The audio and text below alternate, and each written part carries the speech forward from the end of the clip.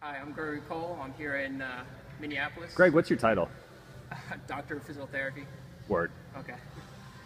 So I'm here in Minneapolis, and I'm here to talk to you guys about asymmetrical training on the rower ergometer.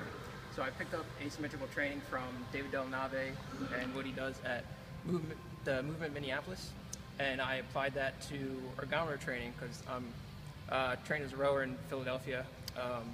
Ergometer training is notoriously tough and brutal on the body, and I wanted to make sure that I was training at intensity that I needed to increase my performance without feeling beat up or feeling injured.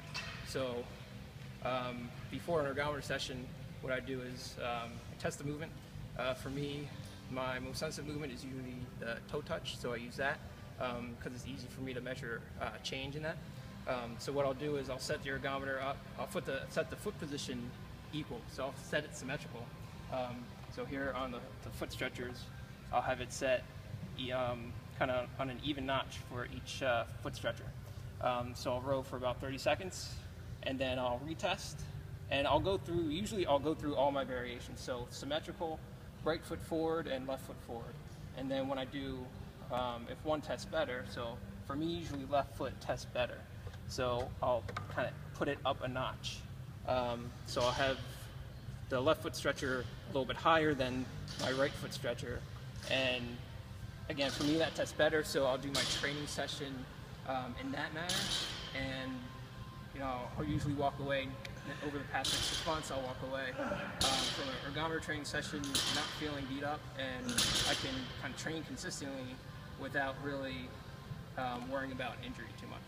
And just to clarify, you've been rowing a long time, and this is something new that you've introduced. It's basically the only change you've introduced, and that's what you've noticed has created a difference in?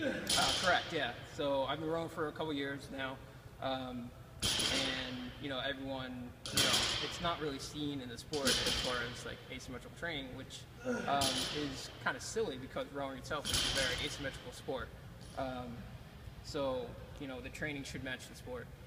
So I got this idea, I went with it, and I've noticed my times on the ergometer actually coming down because I've been able to train 5-6 days a week at least, and train at intensity that is going to make improvements for me.